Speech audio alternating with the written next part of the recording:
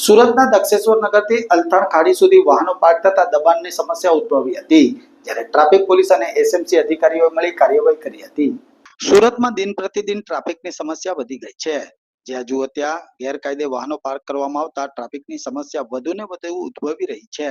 ત્યારે દક્ષેશ્વર નગરથી લઈ અલથાણ ખાડી સુધી ગેરકાયદેસર દબાણ કરવામાં આવતા હોવાનું સામે આવ્યું હતું.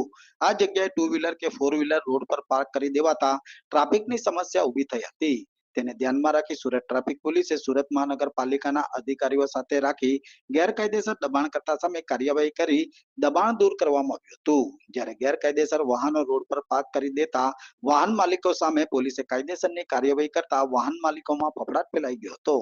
સુરત શહેરની અંદર ટ્રાફિકનું યોગ્ય રીતે નિયમન થાય તેમજ ગેરકાયદેસર રૂપે દબાણ કે ટ્રાફિકમાં અડચણરૂપ કોઈ વાહનો ના રહે તે માટે આજ રોજ એસએમસીના સંકલનમાં રહીને દક્ષેશ્વર 4 રસ્તાથી માંડીને અલથાણ ખાડી સુધી દબાણ દૂર કરવાની કાર્યવાહી હાથ ધરવામાં આવી રહી છે, જેમાં રોડ પર જે લારી ગલ્લા કે અન્ય દબાણ જે છે તે એસએમસી દ્વારા દૂર કરવામાં આવી રહ્યું છે.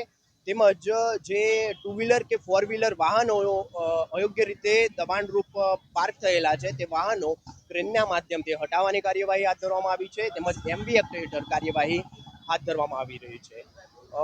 સુરત શહેર ટ્રાફિક પોલીસ વતી તમામ સુરતના નાગરિકોને અપીલ છે કે તમારા વાહનોને રોડ પર રોડથી સાઈડમાં યોગ્ય રીતે પાર્ક કરો, જેથી ટ્રાફિકની સમસ્યા ના થાય. તેમજ વાહન ચાલકો જે છે એ યોગ્ય રીતે રોડ પર પસાર થઈ શકે.